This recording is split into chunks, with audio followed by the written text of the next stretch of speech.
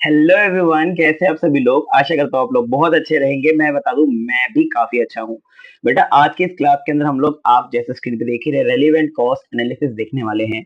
Now this is our one of the most important things to see in decision making model, right. Decision making का हम लोग model कर रहे थे, जिसमें हमने मार्जिनल कॉस्टिंग पूरा बहुत अच्छी तरह से रगड़ चुके हैं, और ट्रांसफर प्राइसिंग भी बहुत अच्छी तरह से हम लोग ऑलरेडी कर चुके हैं बेटा। नाउ हम लोग अपनी तीसरी यूनिट के ऊपर बढ़ रहे हैं, विच इज रेलिवेंट कॉस्ट। ठीक है, मैं आपको एक बार सिलेबस भी दिखा दूं क्या। देखो, सिलेबस हमारे पास यहाँ पे कुछ इस तरीके से है। हमारा मॉडल नंबर 1, 2, और अभी हम जो कर रहे हैं वो मॉडल नंबर 3 है, जिसमें हम लोग अभी ऑर्डिनेटिव चॉइस वाला, प्राइसिंग डिसीजन वाला, ये दोनों मार्जिनल कॉस्टिंग था, हम लोग ऑलरेडी डन कर चुके हैं। Transfer pricing we have already completed. Now this is the fourth module in our syllabus, right? तो हम लोग relevant cost analysis करने वाले हैं, then following with target costing, product life cycle costing, asset life cycle costing and decision making using probability। ये सब हम लोग करने के बाद खत्म कर लेंगे अपना ये पूरा का पूरा सिनेरियो वाला चैप्टर, जो हमें 25 नंबर देगा। अब रेलिवेंट कॉस्ट बेटा होती क्या है। Now what do you mean by relevant cost. Relevant costs are the future cost. This is not the current cost. This is not the current cost. Basically, it is a cost that you have to incur in future. मतलब आपको अभी ये cost नहीं है, आप future में इसको इंकर करोगे। अभी के लिए कॉस्ट जीरो है, आने वाले समय में ये कॉस्ट आपको लग सकता है, इसलिए ही आप डिसीजन ले रहे हैं बेटा, ऐसा करके। ठीक है, ओके। माइक वर्किंग है बेटा, आवाज आ रही होगी आपको। आगे देखिए, ये आपकी कॉस्ट होती है बेसिकली यहाँ पे 5 तरीके की। Many more relevant cost are given into the model, but from the tree of relevant cost हमारे पास जो 5 मेन कॉस्ट होती हैं, जो हमें हर क्वेश्चन में देखने को मिलेगी, मोस्ट कॉमन है, और जो थोड़ा समझने में दिक्कत कर सकती हैं और इंपॉर्टेंट भी है, वो मैंने यहाँ पे आपके सामने रखी है। Rest relevant cost are different, okay, and can be discussed differently with time, right. तो वो हमें डिस्कस करने की एक्स्ट्रा जरूरत नहीं पड़ने वाली है, इसलिए मैंने वो यहाँ पे नहीं डाला, राइट। सबसे पहले हमारे पास है अवॉइडेबल कॉस्ट, जिसको हम अवॉइड कर सकते हैं अगर हम डिसीजन लेते हैं, लाइक रेंट। अगर मैं बिजनेस कंटिन्यू करता हूँ तो मेरे को रेंट देना पड़ेगा, अगर मैं एंड करता हूँ then I can avoid this cost. Now this will be relevant cost in deciding whether to continue the business और टू शट डाउन। आप मेरी बात समझ रहे होगे, cost they may be that may be avoided if decision is made. अगर हमने decision बना लिया तो ये कॉस्ट अवॉइड हो सकती है। Opportunity cost are the cost that is the best alternative cost lost, right sir. तो अगर हम एक चूज करते हैं ऑप्शन, दूसरा छोड़ देते हैं, जैसे हमारे पास एक्स और वाई दो ऑप्शन है, एक्स में 500 कमा सकते हैं, वाई में 600 कमा सकते हैं। Now if I opt for X, then I am losing my 600, right. तो मैं यहाँ पे ये काम नहीं करूंगा। दोबारा से समझो, एक्स में मुझे 500 रुपए मिलेंगे, वाई में मुझे 600 रुपए मिलेंगे। आप कौन सा काम चूज करोगे, depends upon the opportunity cost. अगर हम लोग उस वे से देखें तो अपॉर्चुनिटी कॉस्ट कहते हैं बेटा, आपको यहाँ पे 500 रुपए तो मिल रहे हैं, बट आप 600 छोड़ रहे हो, that means the total loss here is 100। That means you must not take out this opportunity, क्योंकि अपॉर्चुनिटी कॉस्ट वहां पे 600 है and the revenue is only 500। Opportunity cost से पॉइंट ऑफ व्यू से हम लोग डिसीजन लेते हैं बहुत सिनेरियोस में, जहां पे हमें एक चीज को छोड़ के दूसरी चीज को पकड़ना है। Why? Because we have limited resources and the resources have alternative uses, right. Alternative uses है हमारे पास में एक रिसोर्स के, that is why we must put on और take up out one thing by losing another. This is known as opportunity cost.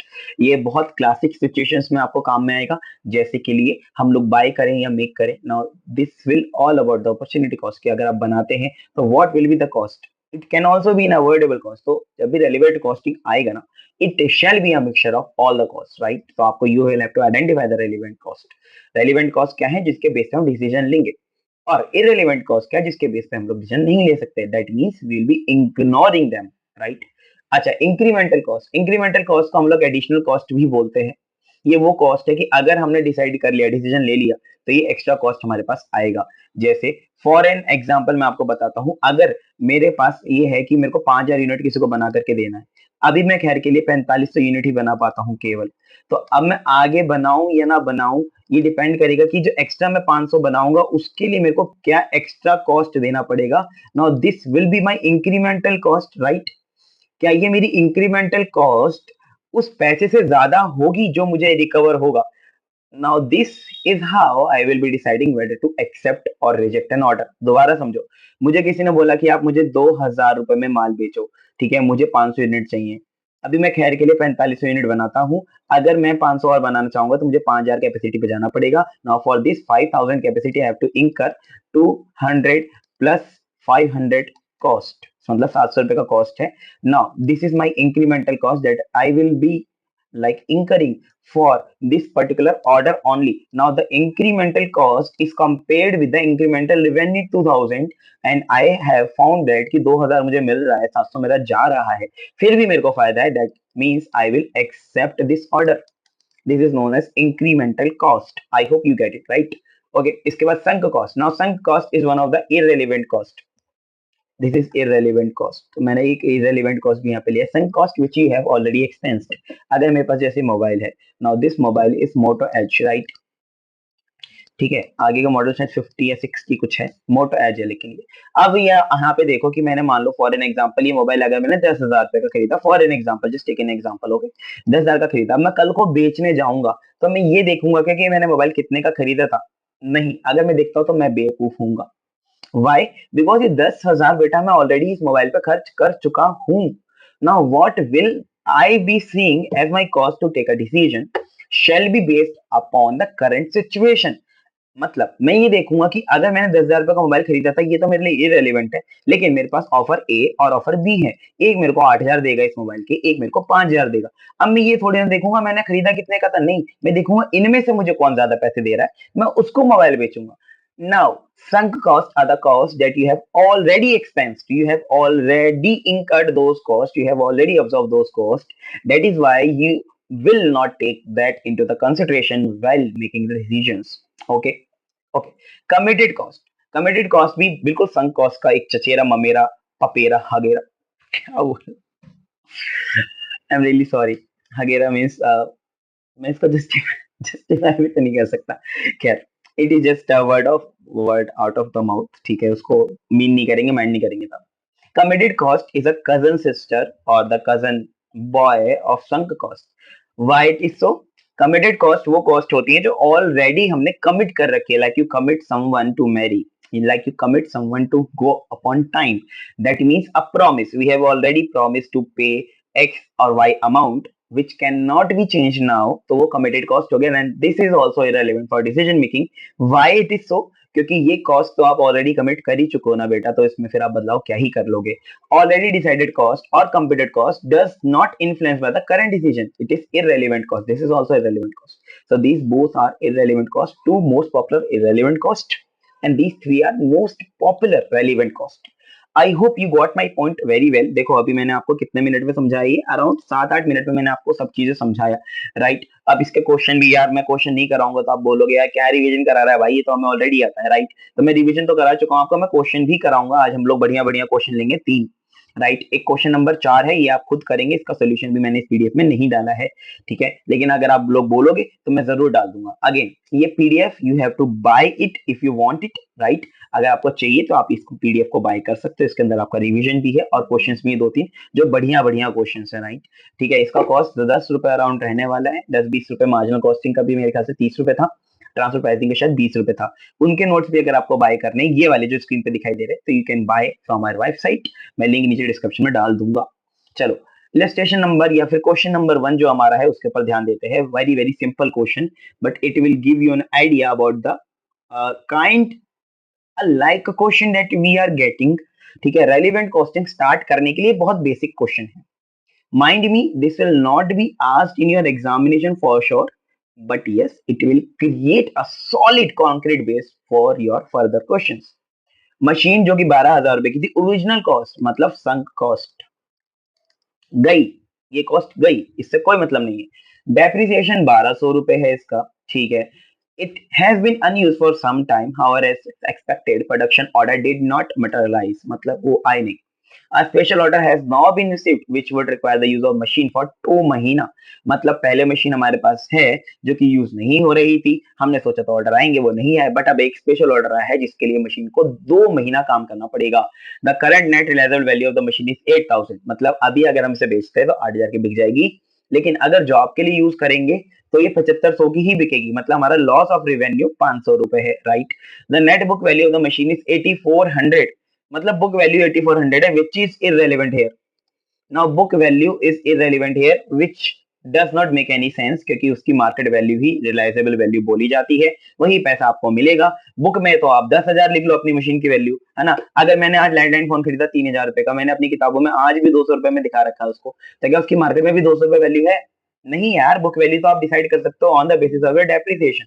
Now depreciation method is in itself is a subjective matter of the assumption, logical presumption, ये सब चीजें, right. तो method आप कोई भी choose कर सकते हो। Now based upon the depreciation method the value of the asset in your books will vary। तो हम लोग उसको रेलिवेंट कैसे मान ले, वो रेलिवेंट नहीं है। Only the realisable value of the book sorry और the market value shall be taken into the decision making, right. जो कि हमारा 8,000 है वो 7500 हो जाएगा if we are going with the order.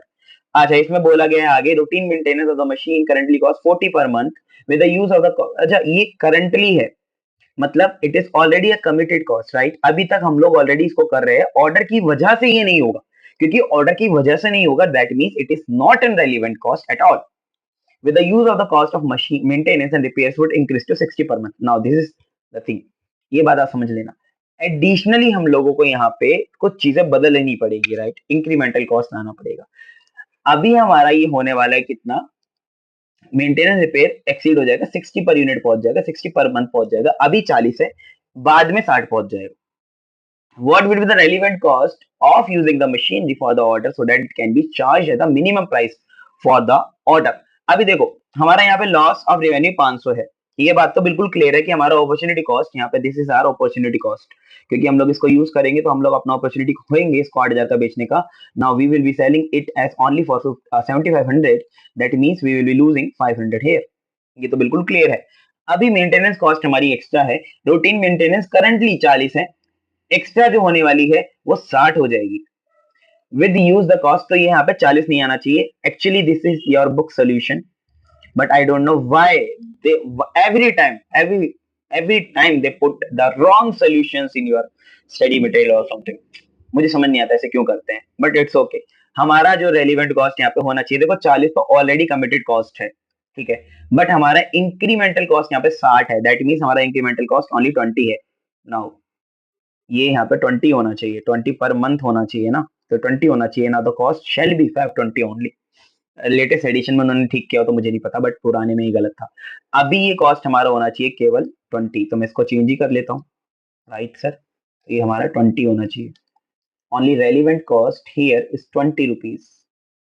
Now the total relevant cost that we will be charging from them is 520। अगर वो मुझे 520 से कम रुपए देंगे स्पेशल ऑर्डर के लिए तो I will not be accepting this. अब यहाँ पे आपने एक चीज नोटिस करी होगी, यहाँ पे आपने मतलब एक चीज नोटिस करी होगी, नाउ दिस 12,000 रुपए we have not done anything with this book value, we have not done anything with this और दैट। तो आपको ये बात समझनी है कि हम लोगों की रेलिवेंट कॉस्ट वो होने वाली है जो अपॉर्चुनिटी कॉस्ट है, इंक्रीमेंटल कॉस्ट है, and so on and so forth. Am I clear here? Right sir, you are very very very much clear here. ये 40 रुपए हमारा कमिटेड था, हमारा 60 रुपए अपने यहाँ कॉस्ट है, that means we are incurring additional cost of 20 rupees per month. Okay, now this was the C category question, you can like expect this into your MCQ part because MCQ भी 20 number के हैं और एक 2 number के MCQ है, तो you can encounter this question in your MCQ part for sure। now question number 2, question number 2, अगर मैं आपको ये बोलूं ना कि आप रेलिवेंट कॉस्ट कहीं ना कहीं हर चैप्टर में कर ही रहे थे already, you will not believe me, but believe me आप कहीं ना कहीं हर एक चैप्टर में relevant cost already intermediate level से ही करते हुए आए हो। You it is just that you didn't know it is relevant cost और समथिंग, और कहीं ना कहीं आपको पता भी था, बड़ी अभी अलग चैप्टर आया है तो कोई दिक्कत नहीं। X limited approach by customer who would like a special job to be done for him and willing to pay 22,000 for it. 22,000 देना चाहते हैं भाई साहब, ठीक है। The job would require the following material, I am really sorry for the sound. ये material हमको लगेंगे now 1,000 the requirement of the product is ABCD के लिए ऐसा ऐसा है। हमारे पास अभी ये जीरो है, जीरो है का मतलब हमारे लिए एडिशनल कॉस्ट इसका पूरा का पूरा हमें परचेज करना पड़ेगा, राइट। बेसिक फंडा मटेरियल के लिए क्या है, जो मटेरियल है आप उसको यूज कर सकते हो, but always look for the opportunity cost. Like अगर मेरे पास 100 यूनिट भी हैं तो भी तो मैं उसको कहीं और यूज करके कुछ तो कमा सकता था। Now I am losing that, why?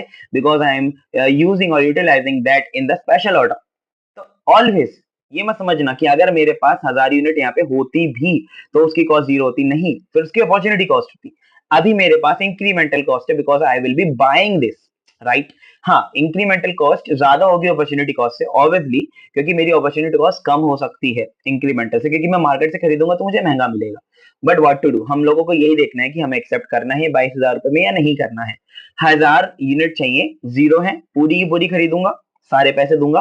Replacement cost market cost 6 रुपए है, मैं 6,000 रुपए का यहाँ पे माल खरीदने वाला हूँ। 6,000 सुनते ही लौंडे खुश हो जाते हैं, भाई बहुत पिटाई लगेगी जो ऐसे लौंडे हैं। आगे देखो, 1000 चाहिए, 600 ही है, मतलब इस पहले इस 600 का अपॉर्चुनिटी कॉस्ट निकालो और बाकी 400 मार्केट से खरीदो ना। अपॉर्चुनिटी कॉस्ट इज व्हाट, यहाँ पे लिखा है रिलायबल वैल्यू, अगर बेचने जाओगे तो 2.5 पे बिकेगी। बुक वैल्यू आपको पता कंसीडर आपको करनी नहीं है, बुक वैल्यू बकवास है। आप 2.5 रुपए पे इसको मार्केट में भी बेच सकते हो 600 यूनिट को। Now this is your opportunity cost and for 400 you will have to buy at 5 rupees. Now 2,000 रुपए आपका जो होगा वो एडिशनल कॉस्ट होगा। सेम गोज विद 1000 एंड ये 200 है। अब देखो 200 में आप मार्केट से तो कुछ नहीं खरीदोगे, but you will be requiring और यूजिंग दिस, तो अपॉर्चुनिटी कॉस्ट 6 रुपए पर यूनिट यहाँ पे होगा। अच्छा, यहाँ पे एडिशनल कॉन्स्टेंट भी बोटलनेक भी हो सकते हैं, जैसे material B is used regularly X limited by and if stock were required for this job they would need to be replaced to meet production demand. बहुत दिक्कत वाली बात है। अब यहाँ पे पूरा का पूरा ही मुझे 1000 परचेज करना पड़ेगा। सर क्यों क्यों क्यों क्यों क्यों क्यों क्यों क्यों ऐसा क्यों हुआ? बोला गया है मटेरियल बी हम लोग ऑलरेडी अपने लिए यूज करते हैं। अगर हमको चाहिए कि हम स्पेशल ऑर्डर पूरा करें तो फिर मुझे ये भी बाहर मार्केट से खरीदना पड़ेगा, क्योंकि मुझे जितना है मेरे पास अभी 600, ये मेरे अपने सेल्फ कंजप्शन के लिए है। तो मतलब मुझे पूरा ही 1000 बाहर से खरीदना पड़ेगा। Got it sir. सी और D are in stock as a result of the previous excess purchase, ठीक है। They have a restricted use, मतलब ये यूज और जगह नहीं हो सकते शायद। हाँ, no other use could be found for material C, C तो कहीं और यूज नहीं हो सकता, बट डी अदर जॉब में यूज हो सकता है 300 यूनिट के लिए, जो कॉस्ट करेगी 5 रुपए पर यूनिट। मतलब देखो अपॉर्चुनिटी कॉस्ट के लिए आपको मोर वैल्यूएबल और लॉजिकल ग्राउंड दे रहे हैं। पहले हम लोग ये यूज कर रहे थे रिलायबल वैल्यू वाला ग्राउंड, अभी इन्होंने अलग दे दिया कि कहीं और भी यूज हो सकता है, तो हम वो यूज करेंगे अभी। Acha, what are the relevant cost of the material in deciding whether or not to accept the contract, assuming all other expenses on the contract to be specially incurred besides the relevant cost of material? Material की भी relevant cost 550 है, उसके अलावा ऊपर वाले जो हमारे raw material है उनकी कॉस्ट भी होगी। मैंने जैसा बताया भाई 1000 वाला तो हमें पूरा का पूरा खरीदना पड़ेगा मार्केट से, तो उसका तो 6000 कॉस्ट हो ही जाएगा ऑटोमेटिक है। दूसरे वाला भी हमें पूरा का पूरा खरीदना पड़ेगा, क्योंकि 600 हमारे लिए, तो हम लोग उसको भी 1000 पे खरीदेंगे और बाहर वाले रेट पे ही खरीदेंगे। सर आपने इसका अपॉर्चुनिटी कॉस्ट क्यों नहीं लिया 600 का? भाई मैं यूज ही नहीं कर रहा, तो मैं क्यों लूं उसको अपॉर्चुनिटी कॉस्ट को? जस्ट थिंक ना। 5,000 हो गया। अभी यहाँ पे आपको जो 1000 चाहिए 700 और 300 वाला है, तो आप 700 का अपॉर्चुनिटी कॉस्ट यूज करोगे, 300 आप बाहर से खरीदोगे, तो 300 स्ट्रेट अवे इंक्रीमेंटल है। बाहर से आप 4 रुपए में खरीद के लाओगे, 1200 रुपए इंक्रीमेंट है। Now opportunity cost is what, 700 unit आपके पास, जो कि आप 2.5 रुपए पर यूनिट पे बेच सकते थे, but you will not be selling it now, तो 1750 रुपए का वो नुकसान हुआ। देखो बेटा, मैं ये बता रहा था कि अभी आपके पास जो डी है 200 यूनिट आपको चाहिए, और 200 यूनिट आपके पास है भी, 200 ही चाहिए, 200 भी हैं, लेकिन डी का एक ऑल्टरनेटिव यूज है, because D can be use in another job, तो वहां का अपॉर्चुनिटी कॉस्ट हमको कंसिडर करना पड़ेगा। अब अपॉर्चुनिटी कॉस्ट हम लोग ये वाला क्यों नहीं ले रहे 6 रुपए? Why? Because it has alternative use, right? तो ऑल्टरनेटिव यूज होगा तो हम लोग वो बेस यूज करेंगे, बट अगर ऑल्टरनेटिव यूज नहीं होता तो हम लोग रीसेलेबल वैल्यू यूज करते, राइट? तो अभी ऑल्टरनेटिव यूज क्या है? इसने बोला है कि ये कहीं और यूज हो सकता है, सब्सिट्यूट की तरह 300 यूनिट का सब्सिट्यूट हो सकता है। डी का 200 यूनिट जो है वो कहीं और जाके 300 यूनिट का सब्सिट्यूट हो सकता है, and the per unit cost of that will be 5। तो अपॉर्चुनिटी कॉस्ट यहाँ पे 1500 होगी। 200 से मल्टीप्लाई मत कर देना, 1000 मत निकालना। Sir why? देखो, मैं अगर डी को सब्सिट्यूट कर सकता हूँ, substitute means I can use this at par with another raw material, that means I can easily, very easily using D at that cost, मैं उसको लूज कर दूंगा। अगर मैं D को यूज करता वहां पे तो मुझे 300 यूनिट नहीं खरीदना पड़ता लेस से X का, बट अभी मुझे 300 यूनिट खरीदना पड़ेगा 5 रुपए के हिसाब से, तो मुझे 1500 देना पड़ेगा। ये 1500 मेरा बच जाता अगर मैं डी को खुद यूज कर लेता, बट मैं डी को यूज नहीं कर रहा, मैं इसमें यूज कर रहा हूँ स्पेशल ऑर्डर में, तो मैं चार्ज उन्हीं से करने वाला हूँ ना। अपॉर्चुनिटी कॉस्ट 1500 ही है, पूरा जोड़ोगे तो 15,450 आ जाएगा। 550 आपका ऑलरेडी जो है ऊपर आपको दिया हुआ है कि 550 रुपए आपका रेलिवेंट कॉस्ट है ही, तो आप पूरा जोड़ने के बाद निकाल दोगे 16,000 रुपए कॉस्ट, तो 22,000 रुपए दे रहा है भाई, बहुत ही भला इंसान है, आप एक्सेप्ट कर लो। वाई? क्योंकि अब 22,000 रुपए दे रहा है, तो अच्छी बात है, 22,000 रुपए आपके लिए ज्यादा ही है, 16,000 रुपए तो आपका रेलिवेंट कॉस्ट है, तो आपको प्रॉफिट होगा ही। तो here the profit will be 22,000 minus 16,000, right. तो आपका कितना बैठ जाएगा यहाँ पे, 16 4 20 और 6,000 रुपए का आपका प्रॉफिट है। 6,000 रुपए सुन के तो लौंडे बहुत खुश हो जाते हैं यार। ठीक है, 6,000 रुपए का आपका प्रॉफिट यहाँ पे क्वेश्चन नंबर 2 में आ गया। Again I have mark this C because this is not relevant for your examination as I think, but अगर इस चैप्टर से क्वेश्चन आना ही है तो यही आएगा। मॉडल में भी very less question are there. ठीक है, ओके, नाउ कैरिंग ऑन, हमारे पास अगला है क्वेश्चन नंबर 3। क्वेश्चन नंबर 4 मैंने क्यों भी छोड़ा, मैं उसको भी बता देता हूँ। This is also question of operating costing, तो मैं कहीं ना कहीं आपको ऑपरेटिंग कॉस्टिंग में ही कराऊंगा। ठीक है, तो इसलिए मैंने ये छोड़ दिया। और आप भी जानते हो कि ऑपरेटिंग कॉस्टिंग, मैंने बोला ही, ऑपरेटिंग कॉस्टिंग, कॉन्ट्रैक्ट कॉस्टिंग, इन सब में रेलिवेंट कॉस्टिंग का कहीं ना कहीं थोड़ा बहुत हिस्सा, मैक्सिमम हिस्सा भी है, but you never knew it. That is why you were solving everything without knowing the relevant cost concept. But अभी आप जानते हो तो आप जान के करोगे, पहले अनजाने में कर रहे थे। ये ऑपरेटिंग कॉस्टिंग में भी same ditto copy paste question आपको मिल जाएगा, आप खुद भी कर सकते हो, इसलिए मैंने नहीं कराया। क्वेश्चन नंबर 3 में करा देता हूँ आपको, ठीक है। Then we will be ending this chapter. ज्यादा illustration इस चैप्टर में है नहीं, 4 ही है, मैंने चारों यहाँ पे आपके सामने रख दी है। चक्रा लिमिटेड, ये बी है, थोड़ा अच्छा क्वेश्चन है। मिक्सर ग्राइंडर बनाता है, वेरियस पार्ट हैं, ऑन अ फिच है हमारा, जो हम लोग मार्केट से परचेस करते हैं भी 4.5 रुपए पे। एनुअल रिक्वायरमेंट इसकी 20,000 पीस है, मतलब 20,000 पीस हमको साल में चाहिए होते हैं। अभी हम लोग वेंडर से परचेस करते हैं 4.5 रुपए में, राइट। अभी हम लोग 4.5 रुपए में इसको परचेस करते हैं बाहर से। The production manager has put on a proposal 2 months back to make the switch in the machine shop, मतलब हम लोग अपने पास ही बना ले स्विच को, बाहर से खरीदे ना। अच्छा, उसने बताया कि फलाना ढिमाका, हमें मतलब नहीं है। इसने बोला कि कॉस्ट ऑफ मेकिंग 4 रुपए 73 पैसे होने वाली है, जो हम बाहर से खरीदते हैं 4.5 में, वो 4 रुपए 73 पैसे का बनेगा, इसलिए हम लोग अपने पास क्यों बनाएंगे इसको। ठीक है, तो इन्होंने मना कर दिया इस एस्टिमेट के ऊपर कि हम लोग नहीं बनाएंगे, हम लोग बाहर से खरीदेंगे, वो सस्ता है। अच्छा, अभी वेंडर ने क्या बोला कि भाई आप 10% मिनिमम पर स्विच का रेट जो है वो बढ़ा दो, क्योंकि कॉस्ट बढ़ गया है। फिर से कॉस्टिंग डिपार्टमेंट से पूछा गया, अब उन्होंने 4.5 रुपए वालों ने 10% कॉस्ट बढ़ाया, तो आप अब बताओ कि आज की डेट में री एस्टिमेट करके कितना कॉस्ट लगेगा। तो कॉस्टिंग डिपार्टमेंट ने 5 रुपए 33 पैसे बताया आज, again which was more than the market rate. तो हमने आज भी इसको छोड़ दिया। बट यहाँ पे आपको एक बात समझनी है कि उन्होंने जो एस्टिमेट बनाया वो इस तरह बनाया है, यहाँ पे लिखा हुआ है। ठीक है, अब आपको ये बताना है कि ऊपर जो ये दिया हुआ है ना, ये झमेला जो उन्होंने किया है, क्या ये सही है? इज इट लाइक ठीक है? मतलब क्योंकि आप एक बात समझो, कॉस्टिंग डिपार्टमेंट में कोई सीएम है नहीं होगा, यही मान के चलो, क्योंकि हम लोग रेलिवेंट कॉस्टिंग पढ़ रहे हैं। ही मस्ट लाइक, हो सकता है उसने मिस कर दिया हो। As per the relevant costing, ये कॉस्ट के यही रहेगी, क्योंकि ये कॉस्ट मुझे जहां तक दिख रही है, it is based upon the cost sheet principle, cost sheet principle पे है। Now will it be the same under the relevant costing, ये क्वेश्चन है। और क्या डिसीजन हमारा बदलेगा अगर कॉस्ट ऑफ मेकिंग चेंज होती है, तो कि हम लोग बाय करते हैं जो भी बाहर से बटन, वो क्या हम बनाने लग जाएंगे, ये हमें बताना है। अभी देखो, प्रीवियस हमारा कॉस्ट यहाँ पे मटेरियल का 40,000 है और करंट कितना है 48, ये सब ऊपर से मैंने दिया है। अभी यहाँ पे एक बात समझना है आपको कि ओवरहेड का 25% यहाँ पे बोला हुआ है फिक्स है, तो मैं फिक्स वाले को कंसिडर क्यों करूंगा। हमें पता है कि fix cost are the sunk cost, ये ऑलरेडी लग चुकी है यार फिक्स कॉस्ट, तो डजंट मैटर कि हम माल बनाए भी ना बनाए। तो why this is considered into the decision making concept, I don't know, but cost sheet में तो ये कंसीडर करी जाती है ना, तो इसी वजह से इन्होंने कंसीडर करी, उनकी भी गलती नहीं, बट हम नहीं करेंगे ना ऐसा। तो हम ओवरहेड केवल 75% लेंगे, because 25% is fix and that is only irrelevant for us. तो हमने 25% हटाया, 75% लिया, केवल जो कॉस्ट ऊपर दिया था उसी का ही काम किया है, राइट। ओवरहेड 30,000 दिया था, 31,500 दिया था, उसी का ही 75% हमने निकाला है। You can find it very easily, right guys. तो हमने टोटल वेरिएबल कॉस्ट निकाला 82,500, 93,625। Now the cost per unit is 4 rupees 125 पैसा, सॉरी 4 रुपए 125 ही है, 4 रुपए 68 पैसा, दो हमने कॉस्ट अलग अलग निकाला, राइट। समझ में आई बात? हाँ सर, हमने अलग अलग कॉस्ट निकाल लिया, नथिंग वेरी ट्रिकी हियर।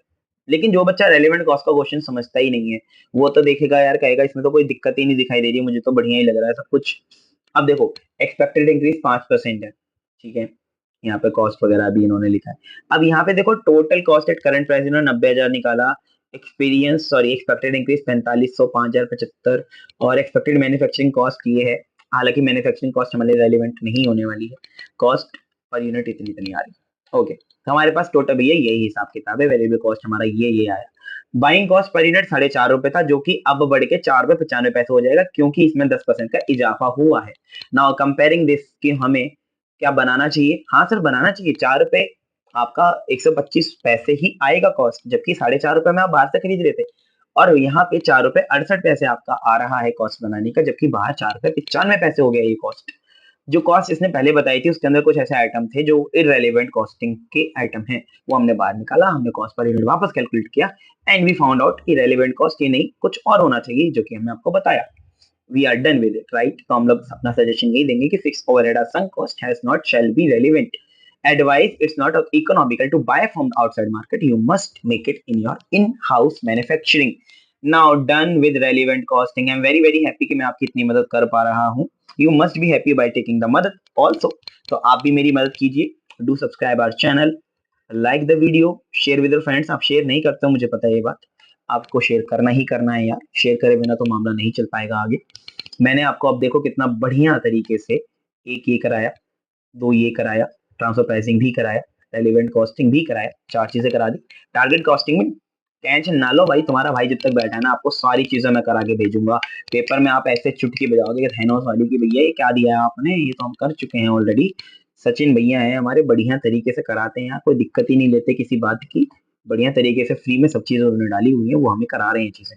ठीक है, ओके, चलो आज के लिए इतना ही रखते हैं। Do buy the notes if you want to buy the class notes, आप बाय कर सकते हो। ये क्लास नोट्स हमारे पास जो हमने यहाँ पे यूज करे हैं, you can buy it for your revision purpose and all. You can also take screenshot of this, अगर आपको बाय नहीं करना है आपकी अपनी मर्जी है, but if you want to really support me you can only buy it. तो 10 रुपए से कुछ नहीं होने वाला वैसे भी, ना आपका ना मेरा, but it shows your loyalty towards me, the motivation factor kicks in, right. चलो ज्यादा बातें नहीं, पेपर अब करीब है, पढ़ाई लिखाई पे ध्यान दो यार, ठीक है, बाय, ठीक है।